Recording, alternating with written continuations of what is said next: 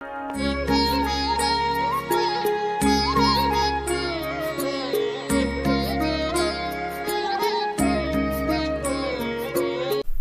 सतगुरुदेव की जय। बंदी छोड़ कबीर परमेश्वर जी की जय। बंदी छोड़ गरीबदास जी महाराज जी की जय। स्वामी रामदेवानंद जी गुरु महाराज जी की जय।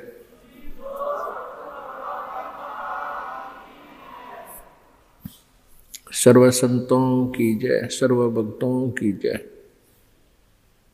धर्मी पुरुषों की जय। श्री काशी धाम की जय, श्री छुडानी धाम की जय, श्री करौथा धाम की जय, श्री बरवाला धाम की जय। सत साहिब ग्रीव नमो नमो सतपुरुष को नमस्कार गुरु की नहीं। सुर नर मुनि जन साधुओं संतों सर्वस्ती नहीं। सतगुरु साहेब संत सब डंडो तुम प्रणाम। आगे पीछे मध्य हुए तिनको जा कुर्बान। नराकार निर्विषम काल जाल वै भंजनम निर्लेपम निज निर्गुणम अकल अनुबेशुंदनम। सोहम सुरति समाप्तम सकल समाना नीरतलय। उज्ज्वल हीरंबर हरदमम बेपरवा अथाह वार पार नहीं मज्जतम।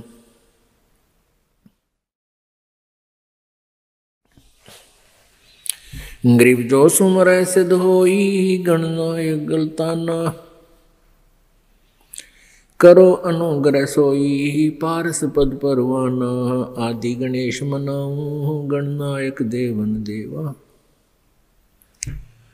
चरण कमल लो लाऊं आदंत करूं सेवा।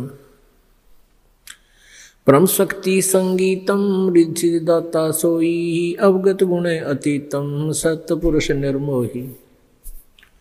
जगदम्बा जगदीशम मंगल रूप मुरारी। तन मन अर्पण शेषम भक्ति मुक्ति भंडारी। सुर नर मुनि जन ध्यावे ब्रह्मा विष्णु महेशा। शेष सहस मुख गावे पूज्य आदि गणेशा। इंद्र कुबेर सरीखा वरुण धर्म राय ध्यावे। समरथ जीवन जी का मन इच्छा फल पावे। 33 कोटि आधारा जावे सहस 88। उतरे भव जल पारा कट है यम की फांसी। 33 कोटि आधारा जावे सहस 88। उतरे भव जल पारा कट है यम की फांसी। कर जोरों विनती करूं दरों चरण पर शीस। गुरु जी राम देवानंद जी महाराज जी ने दियो नाम बख्शीस। कोटि कोटि सिजदा करूं कोटि कोटि प्रणाम। चरण कमल में राखियो में बांधी जाम गुलाम।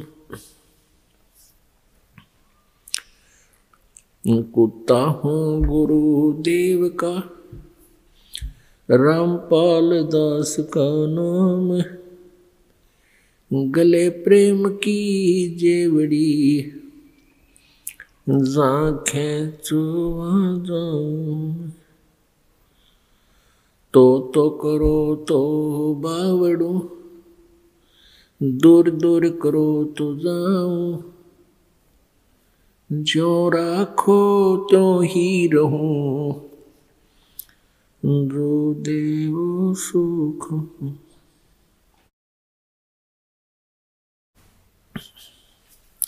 जय इब कै सतगुरु मिले सब दुख आँखों रोए। चरणों ऊपर शीस धरूं कहूँ जो कहनी हो। कबीर गुरु जी मिलेंगे पूछेंगे कुशलात। आदि अंत की सब कहूँ अपने दिल की बात। गुरु जी तुम ना भूलियो, चाहे लाख लोग मिल जाएं, हमसे तुमको बहुत है, तुमसे हमको नहीं। कबीर तुमरे विसारे क्या बने, मैं किसकी शरण में जाऊं। शिव ब्रंच मुनि नारदा, तिनके हृदय न समाऊं। अवगुण किए तो बहुत किए, करत न मनी हारे। बावे बंदा बख्श दियो, बावे गर्दन उतार। अवगुण मेरे बाप जी, बख्शो गरीब निवाजे। जो मैं पूत कपूत हूँ, बहुर पिता को लाज। कबीर मैं अपराधी जन्म का, नक्सिक भरे विकार। तुम दाता दुख भंजना, मेरी करो संभार। परम पिता परमात्मा पूर्ण ब्रह्म, सारी सृष्टि के रचनहार कुलदेव, कुल के मालिक कबीर देव कबीर साहिब जी की असीम कृपा से आप जी सत्संग में पहुंच पाए। बहुत ही पुण्यभागी प्राणियों को यह सत्संग सुनने को प्राप्त होता है। सकल पदार्थ हैं जगमाही, कर्महीन नर पावत नाही। सभी इस संसार के अंदर परमात्मा समय समय पर प्रकट रहते हैं, या अपने कोई संत विशेष को अपनी शक्ति पावर दे करके इस धरातल पर भेजते रहते हैं, ताकि संत की प्रेजेंस इस पृथ्वी पर रहेगी तो जनता कुछ हाहाकार से बचेगी। संत ना होते पृथ्वी पर तो जल मरता संसार। पुण्यात्माओं, मात पिता मिल जाएंगे 184 माँ, और सतगुरु सेवा और ये भक्ति भाई फिर मिलन की ना। जिस भी प्राणी के शरीर में, आप जिस भी पशु पक्षी के शरीर में जन्म प्राप्त करोगे, जो भक्तिहीन प्राणी हैं वो, तो वहाँ माता पिता भी होंगे, उनमें ममता भी ज्यों की त्यों होगी। जैसे कुत्ते बने तो कुतिया माता पिता हमें मिल जाएंगे, गधे बने तो वहाँ माता पिता होंगे, और ऐसी ही ममता होगी, ऐसा ही प्रेम एक दूसरे में होगा। तो पुण्यात्माओं, परमात्मा यही बताना चाहते हैं कबीर देव जी कि तुम संसारिक क्रियाओं को इतना महत्व देते हो कि सत्संग में भी नहीं पहुंच पाते हो। तो परमात्मा यही बताते हैं कि ये माता पिता, ये परिवार प्रत्येक प्राणी के शरीर में आपको उपलब्ध हो जाएगा, लेकिन सत्संग नहीं मिलेगा, सतगुरु नहीं मिलेंगे उन अन्य प्राणियों के शरीरों में। तो मानव शरीर के अंदर जो प्राणी भक्ति नहीं करता है, वो अपने जीवन को व्यर्थ कर रहा है। परमेश्वर की वाणी में है कि मानुष जन्म पाए कहे, जो नहीं रटे हरि नाम। जैसे कुआं जल बिना, बनवाया क्या काम। अपने आत्माओं, परमात्मा हमें बार बार आकर के यही समझाना चाहते हैं कि तुम मनुष्य जीवन प्राप्त करके इसमें प्राप्त सुविधाओं को प्राप्त करके आप भूल जाते हो परमात्मा को। क्योंकि ये जो भी पुण्य, आपके पुण्य से ही आपको मानव शरीर प्राप्त है, और आप ही की मलाई है पिछले जन्म की, पुण्य संस्कार हैं, उनको आप बर्बाद कर रहे हो। बहुत ही पुण्यकर्मी प्राणी को परमात्मा मानव शरीर देता है, उससे भी पुण्यकर्मी प्राणी मानव शरीर पाकर भी जो अत्यधिक पुण्यकर्मी प्राणी है उसको सत्संग मिलता है। तो मानव शरीर प्राप्त करके जो भक्ति नहीं करते हैं प्राणी, परमात्मा बताते हैं कबीर थोड़ा जीवना, कबीर थोड़ा जीवना ये मंडे बहुत मंडाने, सभी उबा पंथ सिर ये राव रंग सुल्तान। कबीर एक दिन ऐसा होएगा सबसे पड़े बिछो, राजा राणा राव रंग भाई सावधान क्यों ना हो।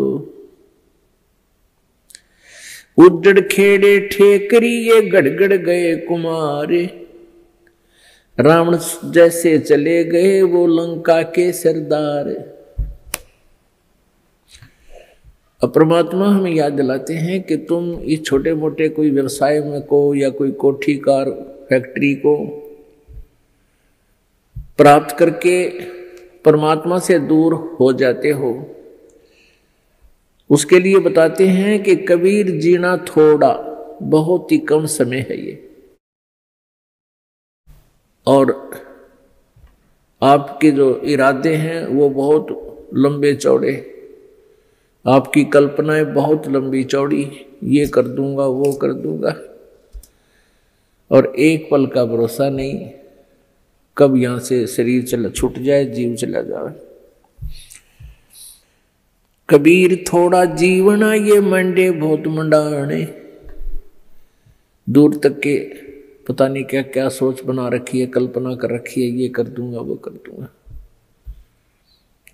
और कहते हैं सभी चल रहे हैं यहां से, सभी का एक दिन प्रतिदिन कम हो रहा है।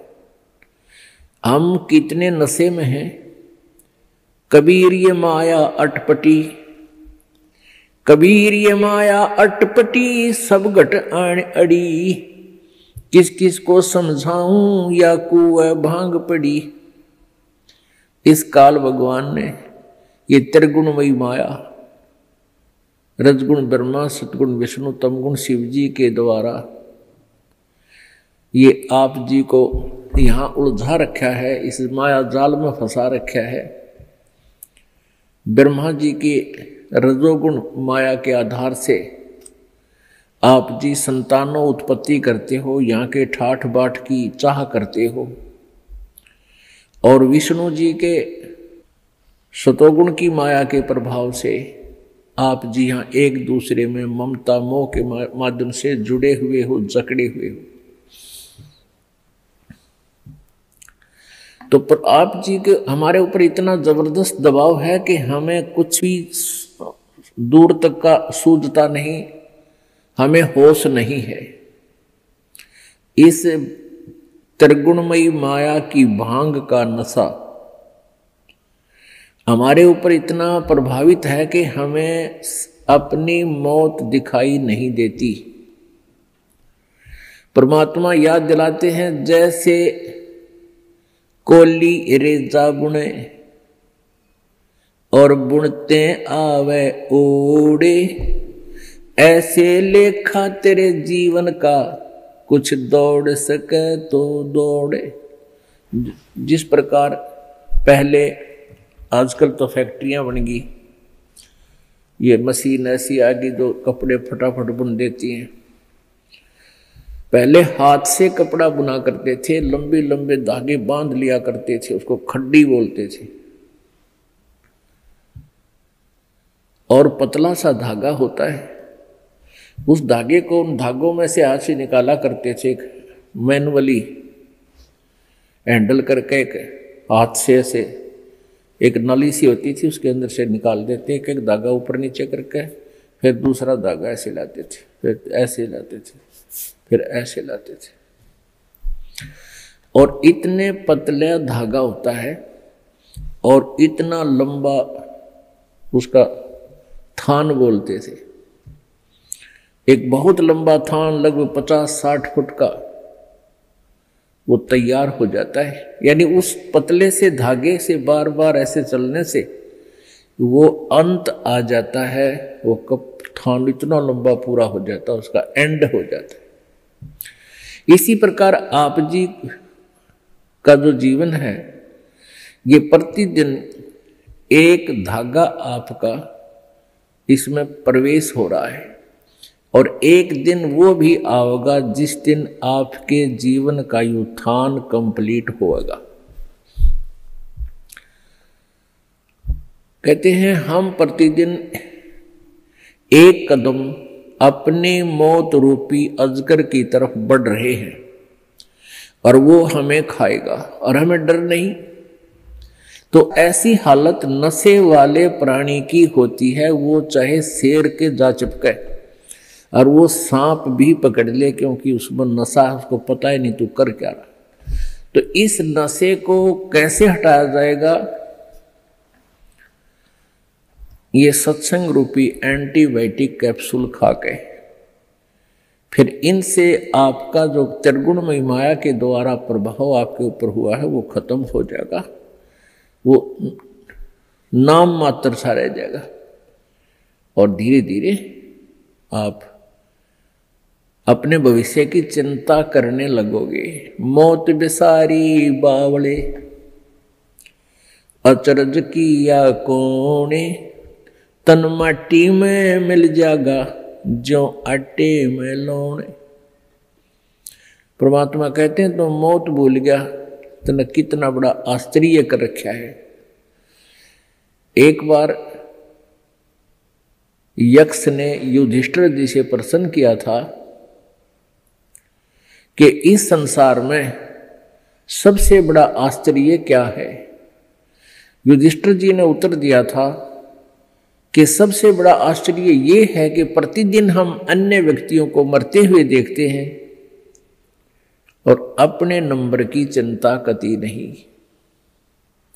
यहां भगवान बंदी छोड़ कबीर साहिब जी कहते हैं कि मौत बेसारी बावड़े तन अचरज किया कौन, और ये तन माटी में मिल जाएगा जो आटे में लौड़। आपका कितना सुंदर शरीर, जिसके लिए आप इस मानव शरीर को स्वस्थ रखने के लिए, इसके प्रोटेक्शन के लिए, इसको जीवित रखने के लिए हम सारा जीवन लगा देते हैं।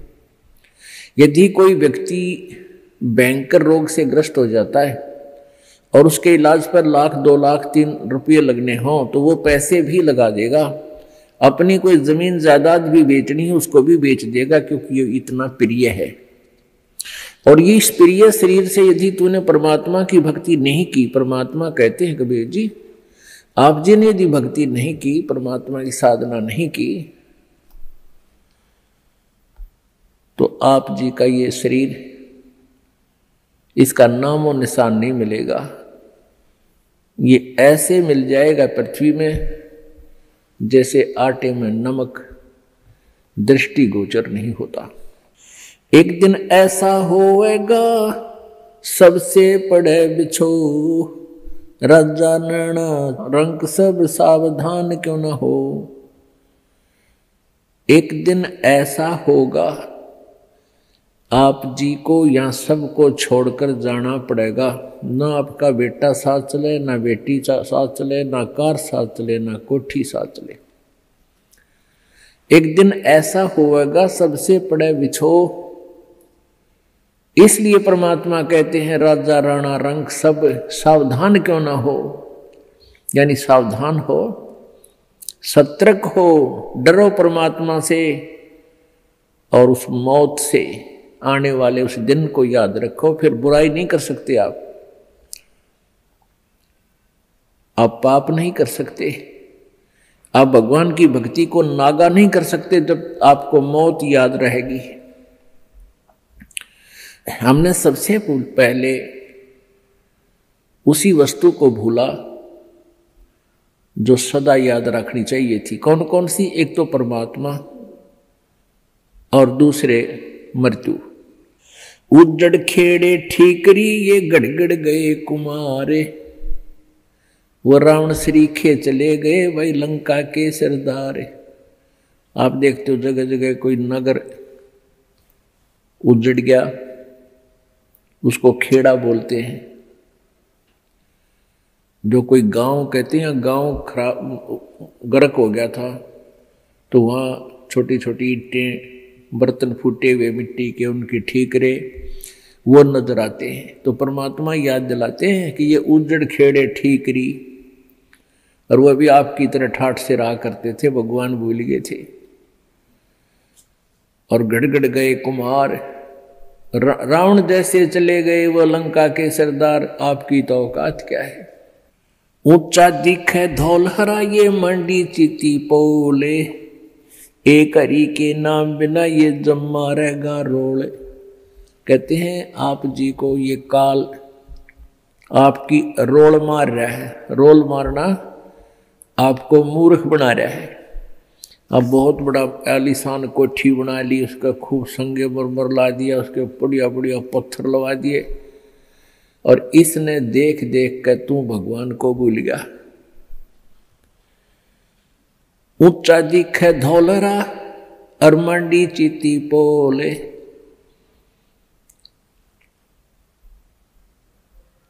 एक हरि के नाम बिना ये जम्मा रहे रोल। ये तेरी रोल मार रहा है, तुझे मूर्ख बना रहा है काल कि कितनी अच्छी कोठी है मेरे पास, ऐसी को कार है, मेरे इतने पुत्र हैं, इतनी पुत्रियां हैं, वो ऐसे ऐसे बढ़िया सेट हो रहे हैं, और फिर नो प्रॉब्लम, या प्रॉब्लम आगे बहुत बड़ी होगी। जो आज भगवान नहीं बज रहे, गधा बनेगा प्रॉब्लम प्रॉब्लम, कुत्ता बन गया प्रॉब्लम प्रॉब्लम। तो उनका समाधान अब ही हो सकता है पूर्ण परमात्मा की सत्य भक्ति से और पूर्ण सतगुरु की शरण में आने से।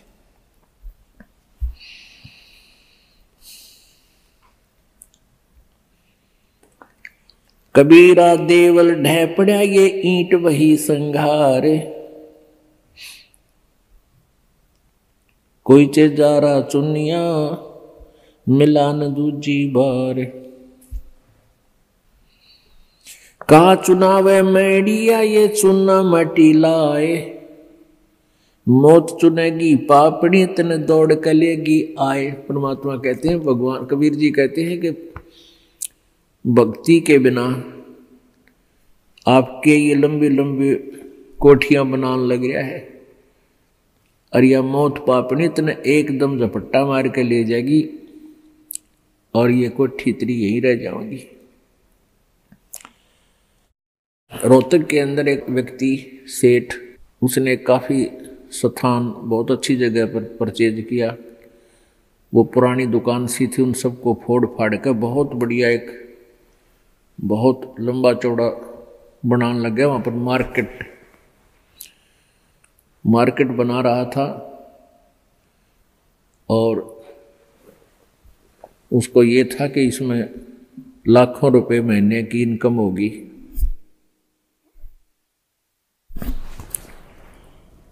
अब वो मार्केट तो बनी भी नहीं थी, वहाँ जो वर्कर काम करे थे उनको पेमेंट की, और वो वर्कर वहाँ बैठकर अपने पैसे पेमेंट को गिन रहे थे, संभाल रहे थे। और वहीं पर गर्मियों के दिन थे, उस सेठ ने वहीं पर नहाने के लिए एक पट नीचे ईंट सी बिछा रखी थी, और ठंडा पानी की वहाँ व्यवस्था थी। तराई के लिए नहाने लग गया। अब स्नान करके धोती बांधी थी, कुर्ता पैर नहीं पाया, एकदम गिर गया, और गिर गया कि मर लिया खड़ा खड़ा। उसका समय पूरा हो चुका था, वो एकदम समाप्त हो गया वहीं पर। तो यहां परमात्मा याद दिलाते हैं,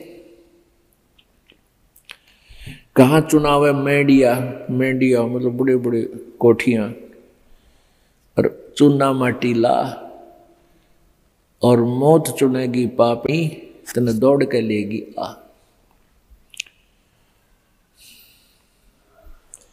कहा चुनाव है मेडिया ये लंबी भीत उसार,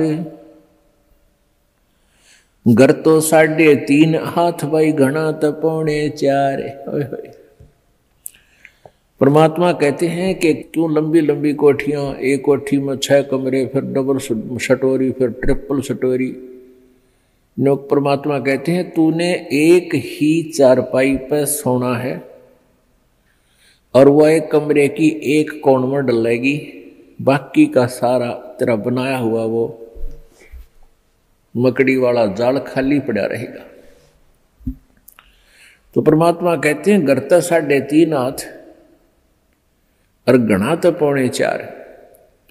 एक व्यक्ति का अपना शरीर का जो डायमेंशन है, अपने हाथ के 3.5 हाथ, 3.5 हाथ, कोई चाहे छोटा है चाहे बड़ा, अपने हाथ नाप के देख लियो, उसका लंबाई 3.5 हाथ की होती है और एक हाथ का ऐसे पूरा विस्तार होता है। कहते हैं घर तो 3.5 हाथ, यानी इतनी जगह चाहिए तेरे को, तेरा शरीर आ जाए उसमें। और घना तो 4.25, यानी घना कर 3 इंच फालतू और बना ले। कहने का भाव यो है कि मिनिमम प्रत्येक चीज को मिनिमाइज कर दो और फिर देख सुख परमात्मा का, आनंद देख मालिक का।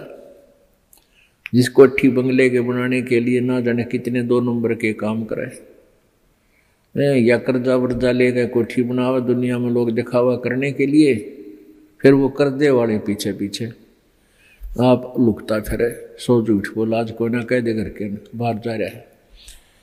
वो दिन की चैन रात की नींद दोनों गई। तो इस प्रकार हमने समाज लोग को नहीं देखना है, हमने अपने मालिक के ज्ञान को ही आधार बना के अपना जीवन सुचारू करना है। कबीर 5 तत्व का पूतला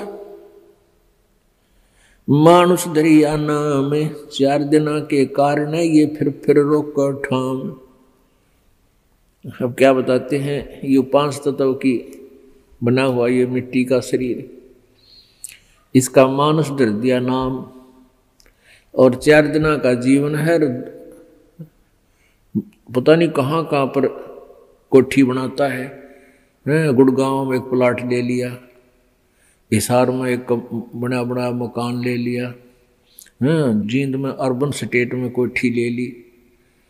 परमात्मा कहे 2 दिन का जीना है और पता नहीं कित कित स्थान रोक के बैठा है। मेरे पास फिर भूत बनकर सैर सपट्टे करेगा कदे उस कोठी का देखना जा कदे उसने, और घर वाले के कराया कर मृत्यु होते ही उसको तो लेकर जाएंगे शमशान घाट पर शरीर को, और पीछे तो पहले काठ की देल होया करती, चौखट नीचे काठ की, उसमें कील गाड़ दिया करते, जंतर मंतर करके कदे फिर ना जा उल्टा यो भूत है। और वो सारा जीवन खो दे उस कोठी बनाने में, उसको वापस प्रवेश निषेध।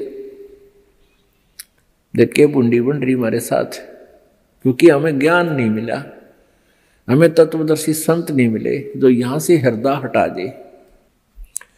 कबीर कहाँ गर्बिया ये ऊंचा देख आवाज से, काल पड़ा जमी लेटना तेरा ऊपर जम घास है। परमात्मा कहते हैं कि अभिमान कर रहा है, कि गर्व कर रहा है तू इस ऊंचे मकान और कोठी का, कल को तेरी मृत्यु हो जाएगी और फूक देंगे तेरे को शमशान घाट पर, और उस मिट्टी पर घास जमेगा, गधे फिरेंगे, कुछ डांगर अंडा करेंगे तेरी माटी के ऊपर के। पुण्यात्मा हम भगवान से दूर हो गए, कारण क्या है कि हमें ज्ञान नहीं मिला। बच्चे को बचपन में जो शिक्षा चाहिए थी वो शिक्षा नहीं मिलती।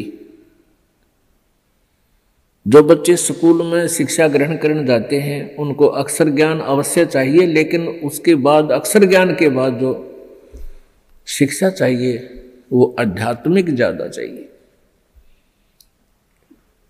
एक शिष्टाचार अत्यधिक पढ़ाना चाहिए। बुराइयों से डरने के लिए बहुत सी कथाओं का हमारे पाठ्यक्रम में, बच्चों के पाठ्यक्रम में समावेश होना चाहिए, और नहीं है। पुण्यात्माओं, आप किसी भी व्यक्ति को वर्तमान में कितनी ही अच्छी आत्मा है वो, ज्ञान के अभाव से उसको आप कहिएगा कि आओ सत्संग में चलते हैं,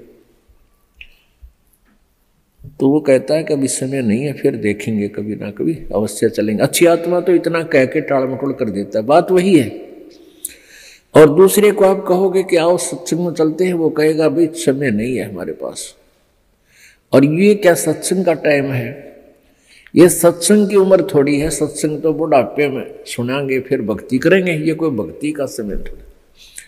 पुण्यात्मा, ये अटकल अपनी आप लगाई हुई है, परमात्मा का विधान ऐसा नहीं है।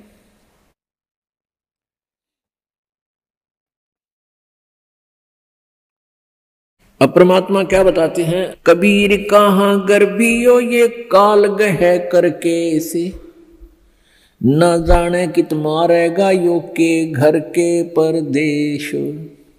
पिछले वर्ष सन 2010 की बात है।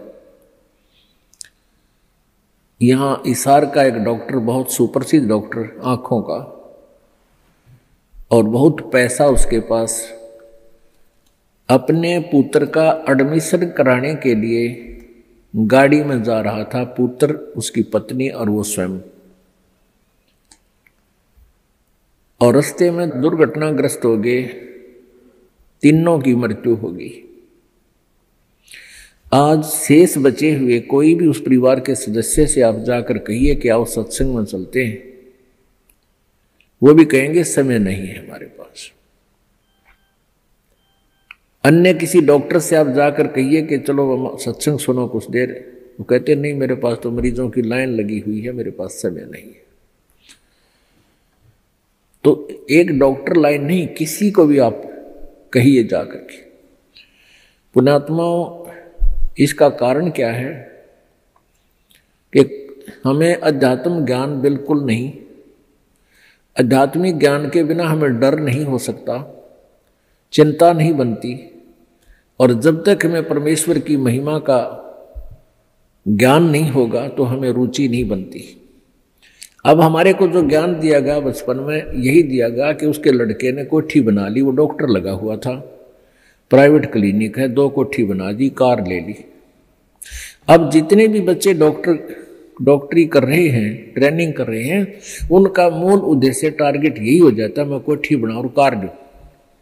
यदि हमारी एजुकेशन में ये आध्यात्मिक ज्ञान अत्यधिक प्रवेश हो तो उन बच्चों का ये टारगेट ना रहे, और वो बिल्कुल बहुत जायज फीस ले, जायज काम करें और बहुत ही सस्ता ट्रीटमेंट करें, भगवान से डरने वाले होंगे। अब तो रोगी मर गया, ट्रीटमेंट के अंतर्गत अपना हिसाब बना कर देंगे, हमारा पूरा हिसाब दे दो, पैसे दे दो, ये एडवांस जमा करा लेते। बात ये नहीं है कि पैसे ना लो, पैसे तो उनके लगे हैं, देने भी चाहिए, लेने भी चाहिए, लेकिन 1 के 20 नहीं लेने चाहिए, 1 के 100 नहीं लेने चाहिए। और वो 1 रुपए की चार्ज के 100 लेते हैं, और फिर कहाँ ले जाते हैं? यहीं छोड़ जाते हैं। परमात्मा कहते हैं इस माया के कारण फिरा देश प्रदेश। अभी पीछे समाचार पत्र में आया हुआ था, हरियाणा अंबाला का रहने वाला एक लड़का इटली गया हुआ था, वहां से वापस आया, क्योंकि वहां यहाँ की बजाय, हिंदुस्तान की बजाय वहां अधिक पे मिलती है, तनख्वाह मिलती है, रोजगार के लिए वहां गए, अच्छा पैसा लेकर आते हैं वहां से। तो फिर वो अपने परिवार को लेकर के गाड़ी में, उसका अपना परिवार 3 सदस्य, एक पुत्र 2 हुए, और एक भाई की पत्नी और उस भाई का बच्चा, वो 5 जावे थे पीर पूजन, पीर की पूजा करने। और उस पेपर में लिखा, समाचार पत्र में लिखा हुआ था कि वो एकदम इतनी ऊंचाई से गुजर रहे थे कि वहां से गाड़ी पलट गई और 50 फुट नीचे तालाब में गिर गई, वो 5 मर गए। पुण्यात्मा, हम भूल जाते हैं कि ये घटना उसके साथ घट गई, हमारे साथ नहीं घटेगी। हमारे साथ ऐसी नहीं घटेगी तो कोई और तरह की घट जाएगी, यानी काल ने तो हमारे को यहाँ से जो उसने समय निर्धारित किया उसी दिन उठा लेना है। एक भक्त बता रहा था कि मेरे मामा का 5 लड़कियां और मेरी मामी भात न्योतन जावे थी, 3 लड़कियों की शादी इकट्ठी। भात न्योत कर वापस आवा थी, रोहतक के बस स्टैंड पर खड़ी थी। अब जिसकी 3 बेटियों की शादी, उसको किस प्रकार की चिंताएं कहाँ से विचार व्यक्त कर सोचती रहती है। बस स्टैंड पर खड़ी थी बस की इंतजार में, और एक बस बैक होकर अपने स्थान पर लग गई थी। वह थोड़ी सी टेढ़ी होगी, पीछे एक पोल खड़े थे, पुराने बस स्टैंड की बात है। पोल उस खंबे बीच और बस बीच आ गई एकदम। उसने उसको जानने को नहीं, तू कहाँ खड़ी है, गाड़ी आन लग रही है तेरे बैक में आगे। आध घंटे में वही तड़प कर मर गई। अब पुण्यात्माओं कहते हैं, और बात तेरा काम नहीं आवे, संतों शरण लाग रे, और केसो व गफलत में बंदे जाग जाग न जागे। इस तन सराय में जीव मुसाफिर करता रहे दिमाग रे। इस तन रूपी शरीर में, तन रूपी सराय में ये प्राणी ना जाने के सोच उठाए रहता है, ध्यान रखता, और तरह की बातों में विचार रखता है। और रात बसेरा कर ले डेरा, तू चले सवेरा त्याग रे। हमारा जो शरीर है,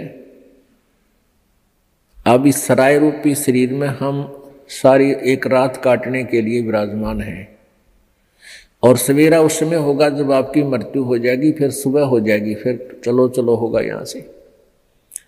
तो इस पूरे जीवन को एक रात्रि बताया है और मृत्यु को आपकी सवेरा बताया है। इन सब बातों को याद करके आप जी ने परमात्मा में रुचि बढ़ानी है। कबीर परमेश्वर जी यही बताने के लिए आए थे, और इस सच्चाई से परिचित होकर ही हम भगवान से डरेंगे और भक्ति करेंगे, बुराइयों से भी बचेंगे।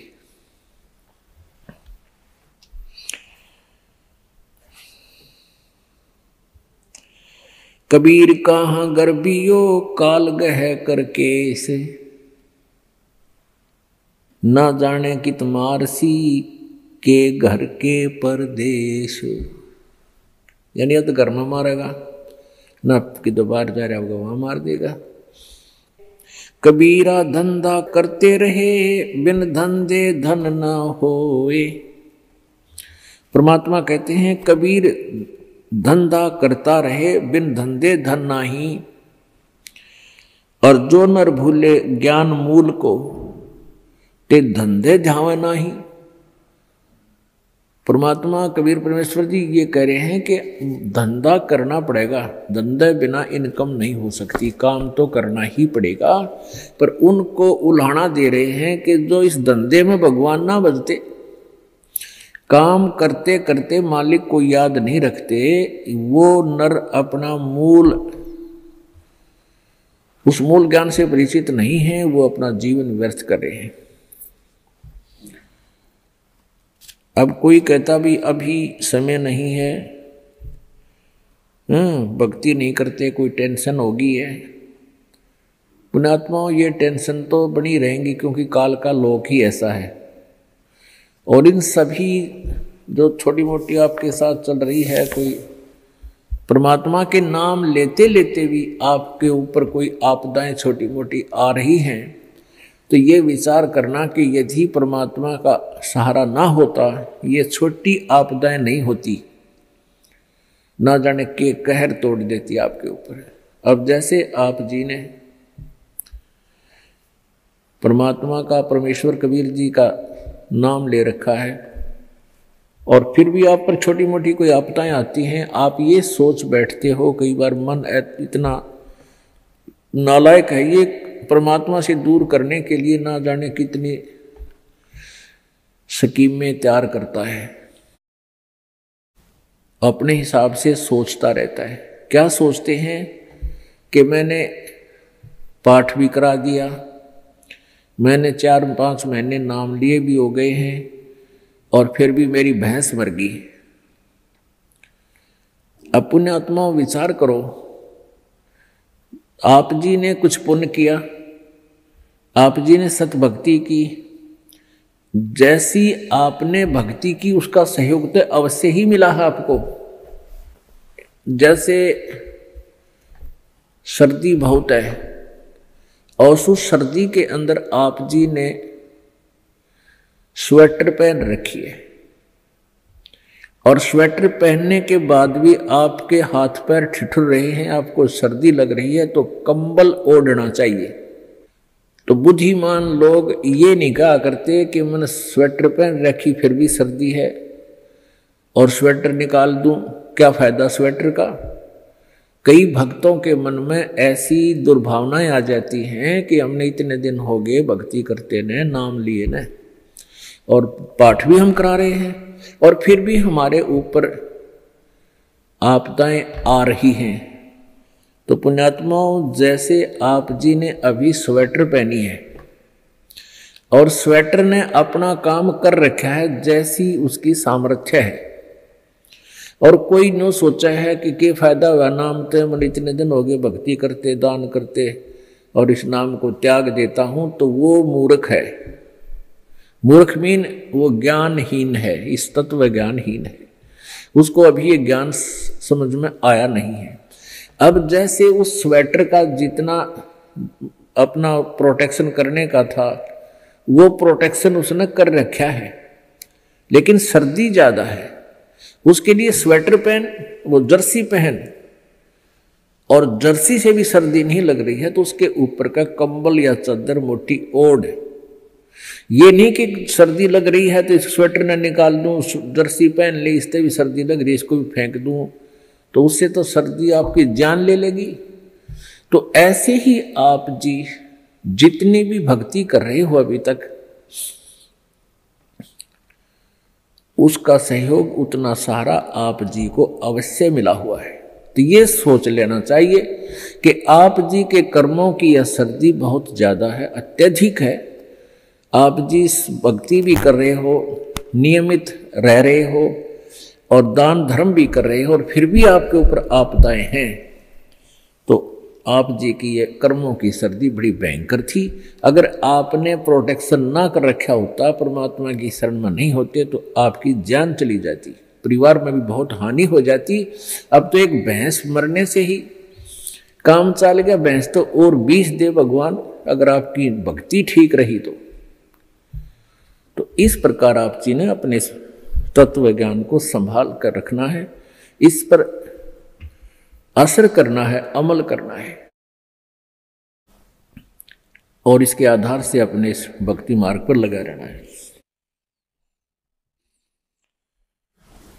अब कई भक्त कहते हैं जी हमें, मेरे 3 दिन मंत्र ना जपा, मैंने 4-5 दिन मैंने नाम नहीं जपा। क्यों नहीं जपा? कि टेंशन हो गई थी। अरे भले आदमी टेंशन तो हो जा, खैर टेंशन भी हो जाए, लेकिन भगवान की भक्ति भी अपना करता रहे, दुखी सुखी हो गए, उस टेंशन को भी पड़ी रहेगी, लेकिन मंत्र भी थोड़ा बहुत कर लेना चाहिए, छोड़ना नहीं चाहिए।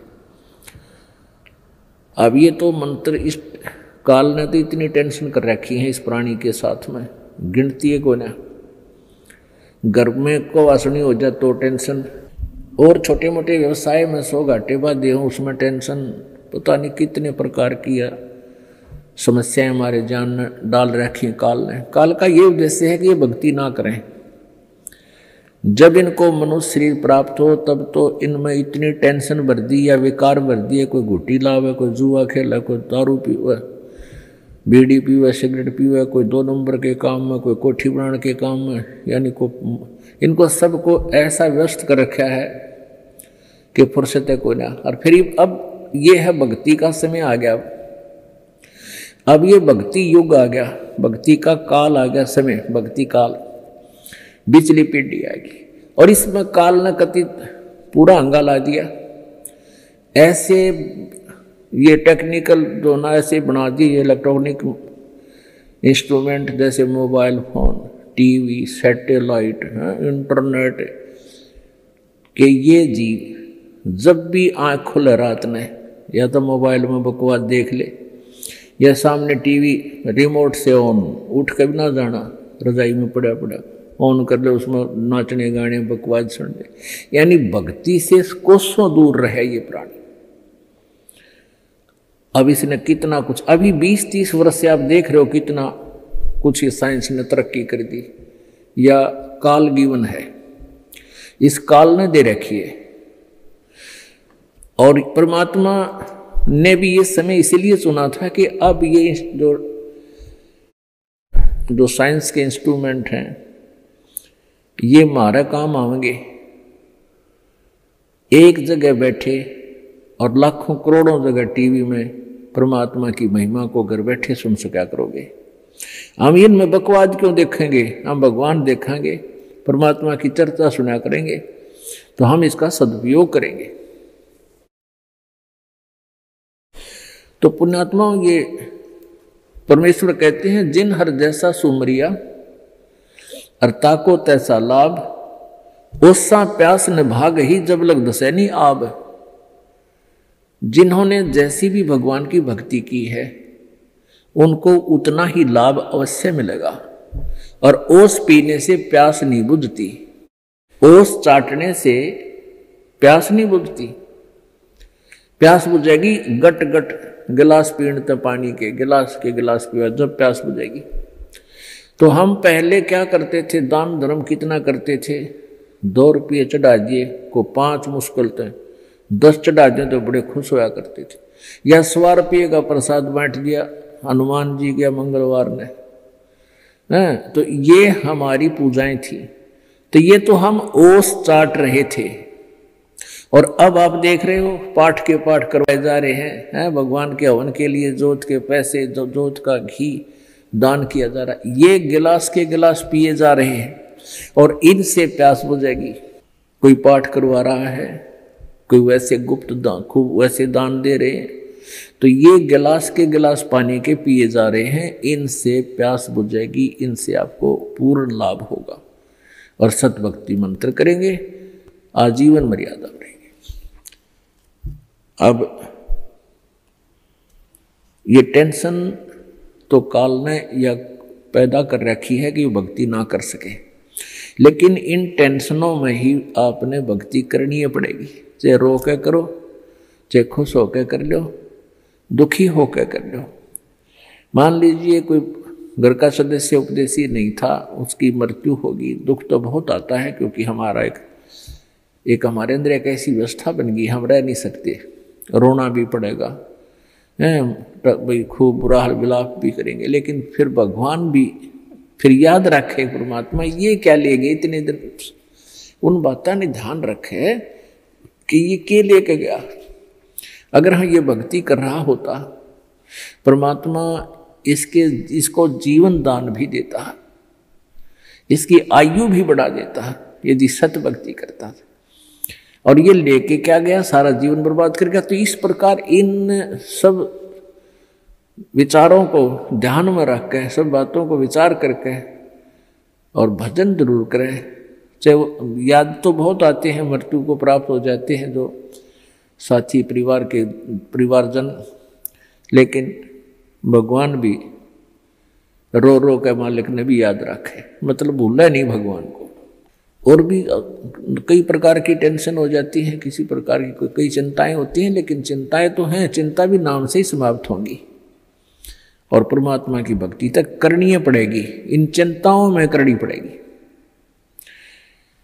एक समय एक दरोगा जी जून के महीने में यानी गर्मी के मौसम में घोड़ी पर सवार होकर जा रहा था किसी दूसरे गांव में। रास्ते में किसान ने रहट जोड़ रखा था, रहट, हरहट।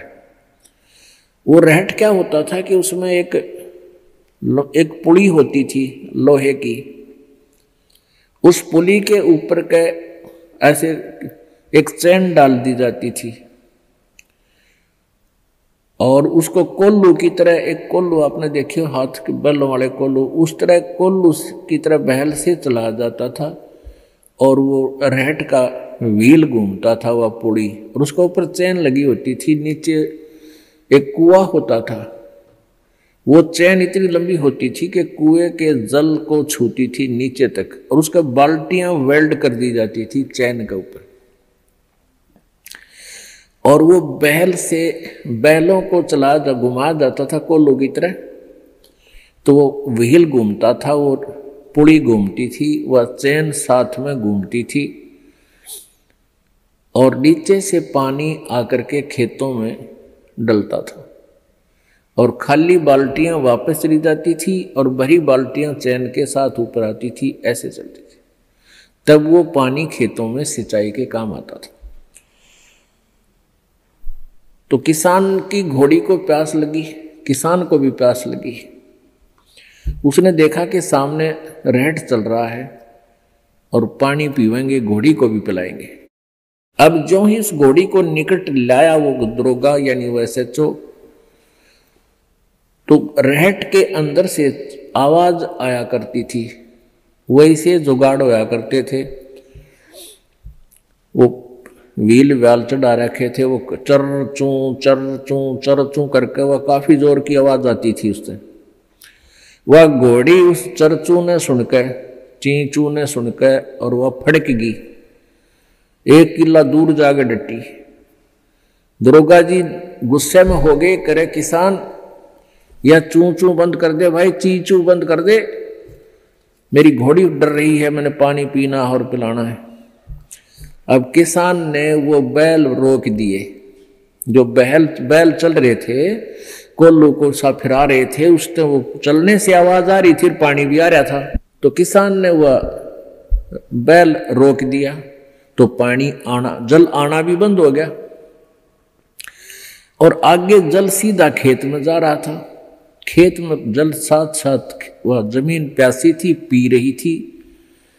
जल घोड़ी के पीने योग्य एकत्रित नहीं रहा, घोड़ी निकट आई, जल था नहीं। दरोगा जी ने कहा कि एक किसान जल निकाल।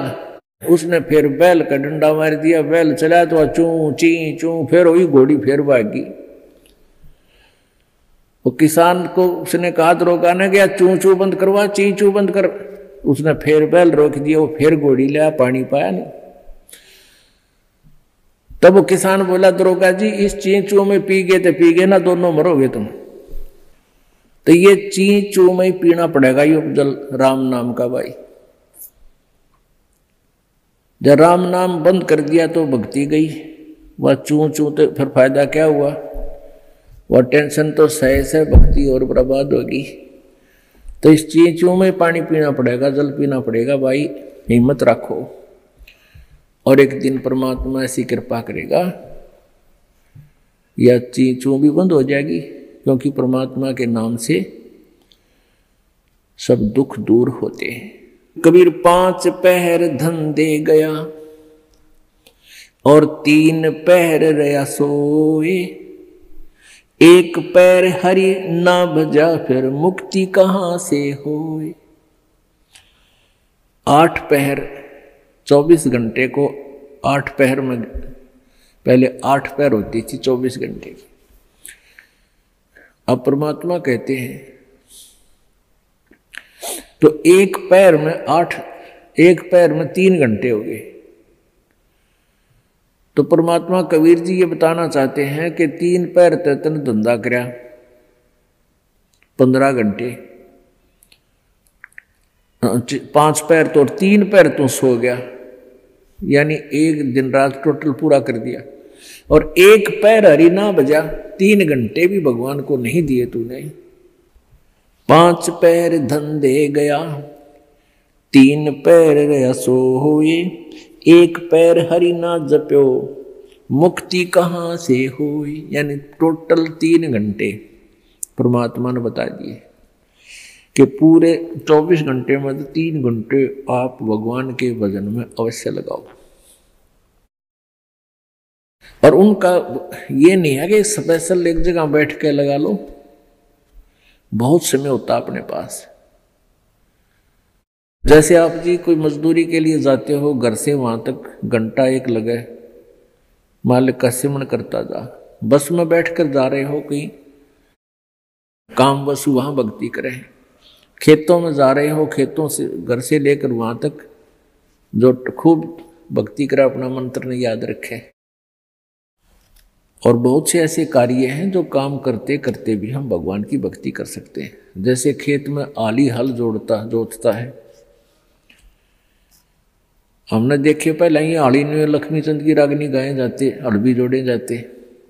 तो आप भगवान की भक्ति भी कराए, कभी आरती करने लग जाए, कभी भगवान की वाणी बोलने लग जाए,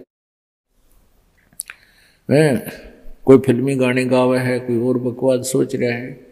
तो इस प्रकार हमने अपना सुमन में 3 घंटे का समय निकालना चाहिए। जैसे सुबह का नित्यनेम पौना घंटा लगता है, 15 मिनट की असुर निकंदन रामायणी 1 घंटा तो हो गया।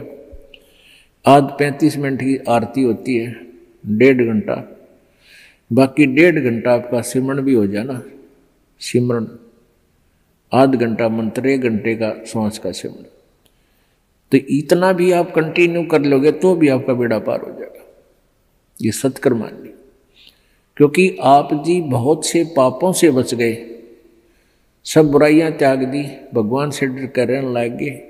इच्छा कर मारे नहीं, बिन इच्छा मर जा, कह कबीर दास का पाप नहीं लगा। जैसे जब तक आप जी ने ये सतभक्ति नहीं ली, परमात्मा कबीर जी की साधना नहीं की करते, तो और उपासना जो करते हैं ब्रह्म तक, पर ब्रह्म तक, ब्रह्मा विष्णु महेश और दुर्गा तक, इसमें सभी जो पूजाएं करते हो उन पूजाओं का फल और जो पुण्य करते हो उन पुण्य का फल अलग से लिखा जाता है। और साथ में जो आपके द्वारा पाप होते हैं, जैसे किसान खेत में हल जोतता है, उसके विषय में बता रखा है सुख संवेद में कि 1 अलाई और 1000 कसाई बराबर पाप होता है। 1 अड़ाई होती है 30 फुट चौड़ा, 20 फुट चौड़ी और 200 फुट लंबी, किले की, एकड़ की, इतना स्थान जिसमें से हल आड़ी ऐसे एक अड़ाई बोलता था, उसको ऐसे बैल को ले जाता आखिरी सिरे से और फिर उसको ऐसे जोतता था, बाया करता। तो उस टुकड़े को 1 अड़ाई बोलते हैं। इतना स्थान हल से खोदा हुआ 20 बाई 200 फुट का एक हाड़ी ने जो खेत खोद दिया हल तक, उसमें पाप, और 1000 कसाई, 1 बराबर पाप होता है। क्योंकि उसमें ना जाने कितने जीव जंतुओं के पेटा में फाड़ी निकाल दी, वो कुछ निकाल दी, और उसको इतना पाप होता है। अच्छा, फिर उसको पुण्य भी होता है, क्योंकि उस खेत में गेहूं बो दिए, बाजरा बो दिया और चने बो दिए, ज्वार बो दी, तो उससे ऑटोमेटिकली कुछ बीज झटका जमीन पे गिर जाता है, उसको जीव जंतु खाते हैं, तो वो उसके गुड अकाउंट में और पाप बैड अकाउंट में ये न्यारे डिपॉजिट होते रहते हैं।